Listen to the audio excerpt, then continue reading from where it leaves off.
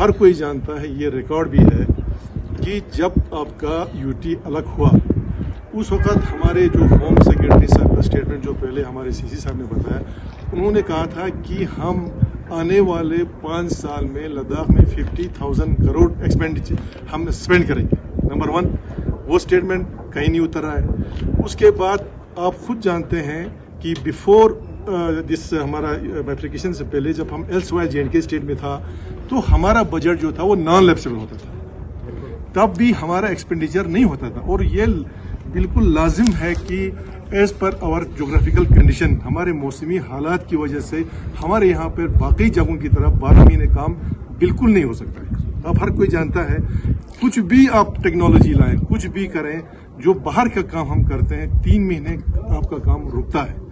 ان سارے چیزوں کو نظر میں رکھتے ہوئے ایلسوائر JNK گورنمنٹ کا یہ سٹینڈ تھا کہ لداخ کا جو دونوں کونسل کا جو بجٹ تھا وہ نان لیپسبل، یعنی 31 مارچ کا جو پیسہ خرچہ نہیں ہوتا تھا وہ کیری فارورڈ ہو جاتا تھا، جس سے ہمارے بجٹ پہ کوئی اثر نہیں ہوتا تھا. اسی چیز کو دماغ میں رکھتے ہوئے ہمارے جس دن آپ کا ری آرگنائزیشن ایک بل پارلیمنٹ میں پیش ہو رہا تھا، ہمارے آنریبل ہوم منسٹر صاحب کا سٹیٹمنٹ ہر جگہ ریکارڈڈ ہے.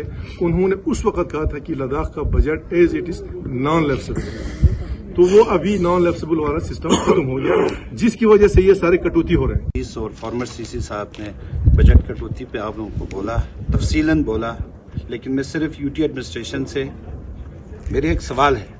سوال یہ ہے کہ ہندوستان میں جتنے بھی اسٹیٹس ہیں یا جتنے بھی UTs ہیں، ان سارے اسٹیٹس اور UTs میں آپ نے کئی % اس سال بجٹ جو اینول بجٹ ہوتا ہے اس میں آپ نے بڑھا دیا. پورے ہندوستان میں UT لداخ واحد UT ہے جہاں آپ نے لیہ اور کرگل دونوں کو ملا کے ہمارے کیپیکس سے 180 کروڑ کی کٹوتی کی ہے. یہ صرف لداخ کے ساتھ ہی کیوں؟ ہمارا 180 کروڑ جس کا مطلب 180 کروڑ کا جو کٹوتی کیا ہے وہ کٹوتی کر کے آپ نے کہاں دیا ہے؟